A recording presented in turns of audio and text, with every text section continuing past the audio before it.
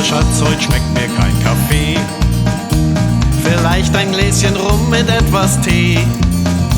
Eis für den Kopf, das wär nicht schlecht, weißt du, mein Magen will nicht recht. Ich lege mich nochmal aufs Kanapee.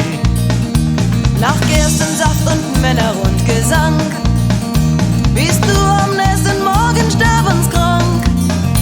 Der Alkohol, das weißt du doch, der tickt, der hämmert und der pocht, schlägt ein wie ein Bumerang noch tagelang. Hei, weit nicht mehr, was gestern alles wir. Die Buddeln, die sind leer. Hei, weit nicht mehr, es ist Hei. Ass und Bier, du hätt ein Kopf von dem fünft ein Bier. Bei Mausilein, du hast ein Herz aus Stein. Warum musst du zu mir so grausam sein?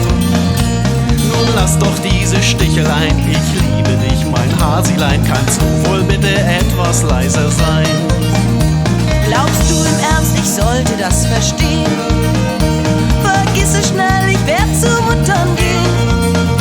Dann wirst du mich ganz sicherlich, und das verspreche ich feierlich, für eine lange Weile nicht mehr sehen.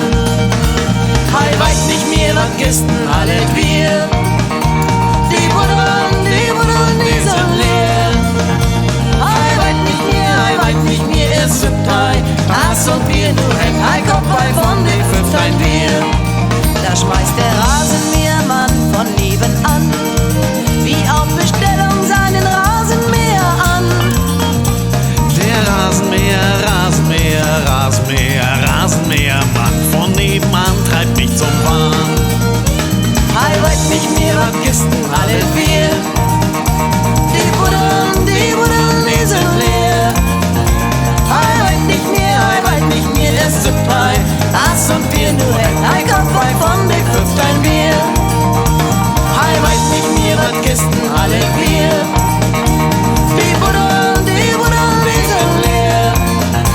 Hei, weit nicht mehr, es ist Hei.